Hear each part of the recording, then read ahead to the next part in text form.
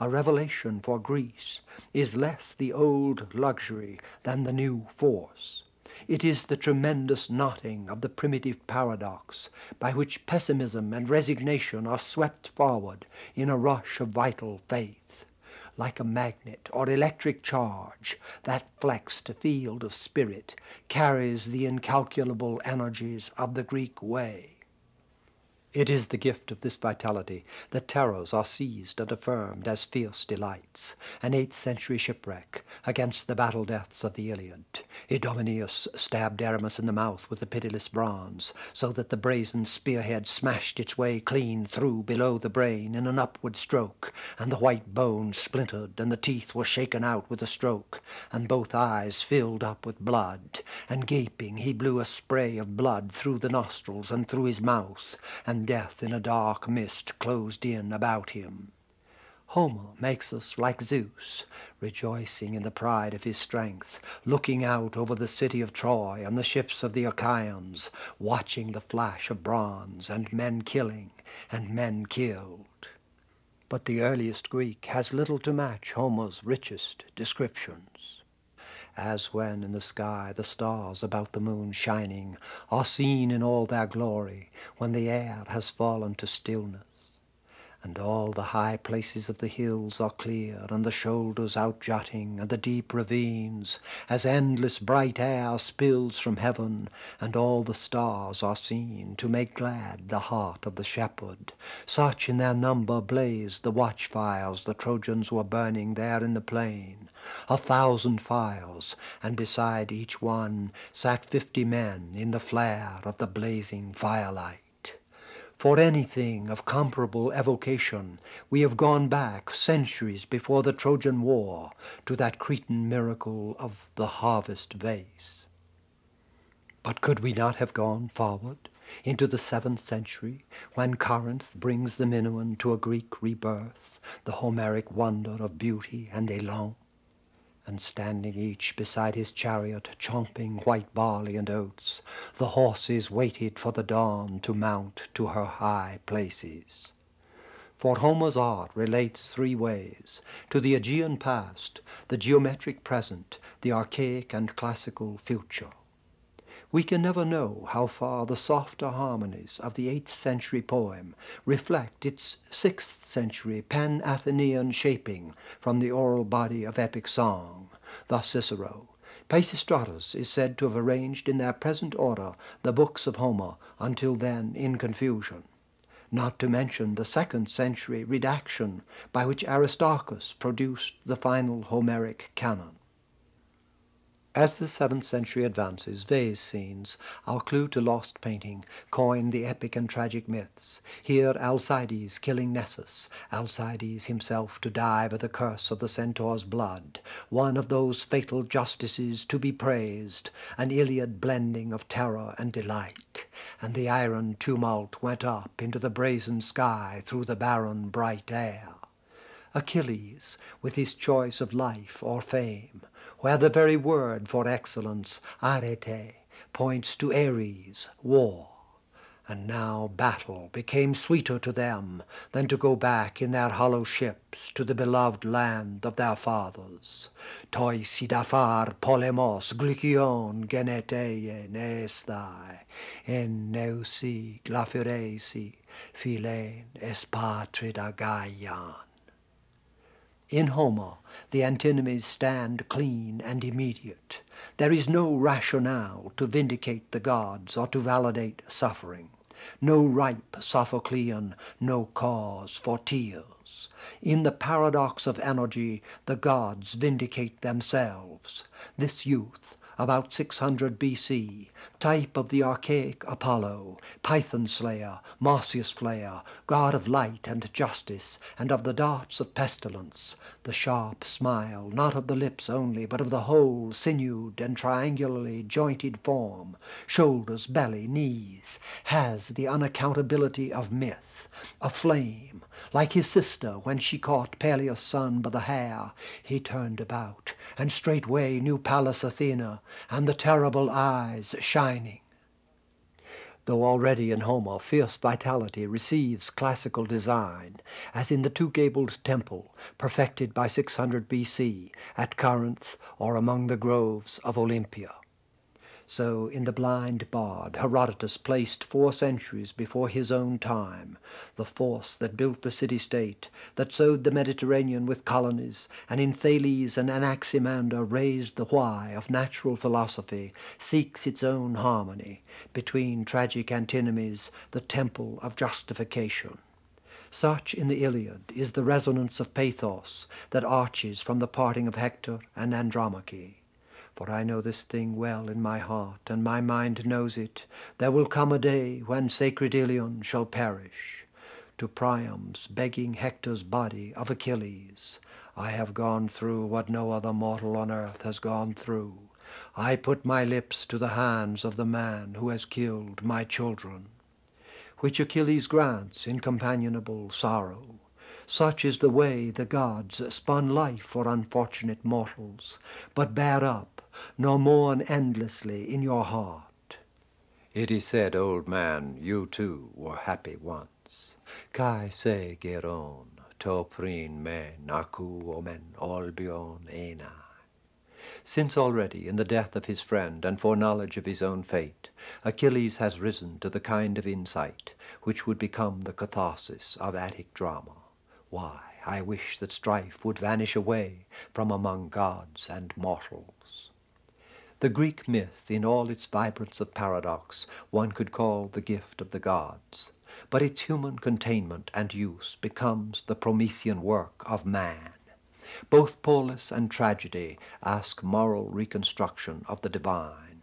Solon, the works of hubris do not endure for man. By the will of the blessed immortals, justice is certain to come in time.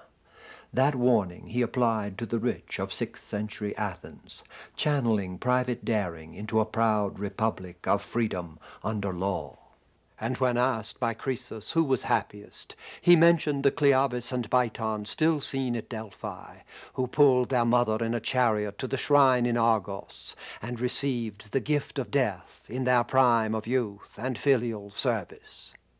How could Solon foresee that the communal deflection of heroic energy might make the city-state itself the new Prometheus? The incorporation of the ancient curse would lead in drama to the Eumenides and Oedipus Colonus. So the snake, brute, and terror figures of mythology are enshrined in the Olympian Acropolis. Socratic reason has not yet excluded them, nor in thought the shaping daimon of contradiction. Pythagoras, void enters into the heaven itself from the infinite air, as though the heavens were breathing, and this void defines the natures of things. In Heraclitus, most of all, the Sphinx Triton of the fire sea is smiling. The way up and the way down is the same. In the same rivers you can and cannot step. All things take place by strife. Changing, the all finds rest. Metabalon anapauetai. But that grappling with the dark centers in tragedy. The dire enigma of the divine come down from the snake goddesses of Crete and the East. The terrible tales of heroes hounded by arbitrary fates have now to be tamed, as Apollo takes over the hallowed huge cave, Coephae, of the Python. It is under that Apollo that Orestes becomes a snake to cleanse his house. Clytemnestra dreamed she gave birth to a snake, gave it her breast to suck. The creature drew in blood along with the milk. Orestes, I turn snake to kill her. From 8th century Athens comes this terracotta snake goddess turned into a fury.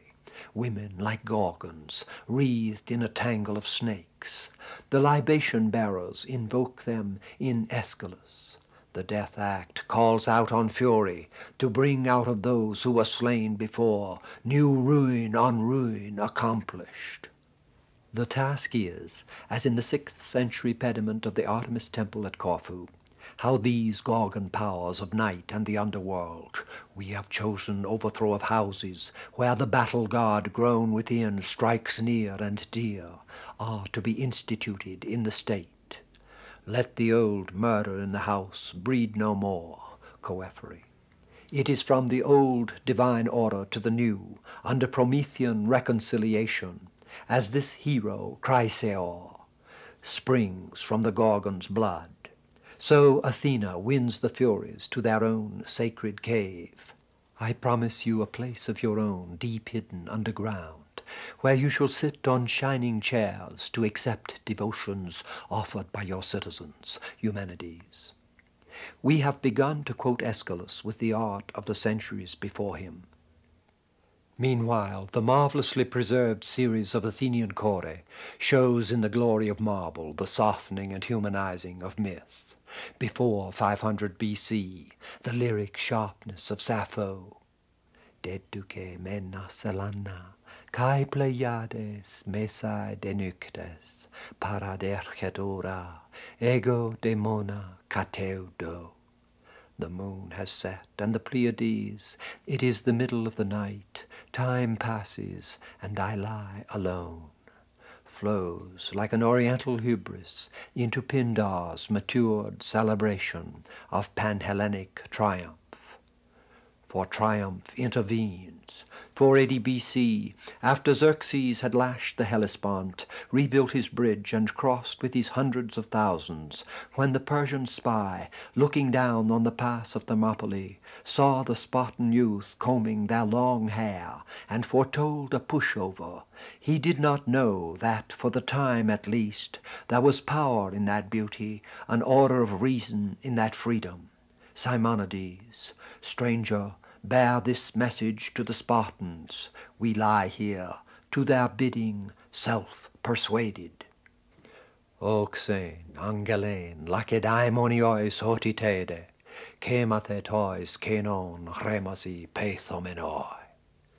And perhaps this effigy, attributed to Critias, could have told a profound observer that the world empire of Persia stood no more chance than the chthonic gods against Olympian light. Herodotus' proud account is of the victory of an ideal. Free they are, O king, yet not wholly free, for law is their master. What their law bids them, that they do. For the tragic stage, Aeschylus viewed the event from Susa, 1,200 miles away.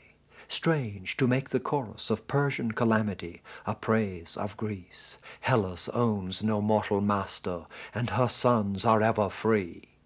Or the narrated catastrophe of Salamis, where Aeschylus fought, when the Athenian ships at dawn attacked the Persians in the straits, reverse itself in the proud paean of Hellenic might. No play more bristles with warnings against hubris, but what of Greek hubris? Athens had just converted the Delian League into an empire, secured the Bosphorus for the import of grain and export of wine and oil, and was embarked against Egypt, oldest kingdom of the world. Does Aeschylus blame the vaunt in which he shares, the civic overweening which would run its course through the life and death of Pericles, to shipwreck on Sicily? Or was it more than one could expect of a people, to see that the achievement of measure and clarity and reason, of joyfully ordered freedom, of drama and philosophy, of civilization, was itself the boast of Prometheus? I caused mortals to cease fearing doom. I placed them in blind hopes. Besides this, I gave them fire, their greatness and their flaw. The Orestes trilogy is from the same years as the Zeus temple in Olympia. In the West Pediment, centered in Apollo, the attempted bride rape by the drunken centaurs against the Lapith defense aided by Theseus sets brute nature and barbarism against the Hellenic and rational. Yet once violence is loosed, the pediment becomes such a net of destruction as weaves through the Agamemnon and Coephony, Latimore. The struggling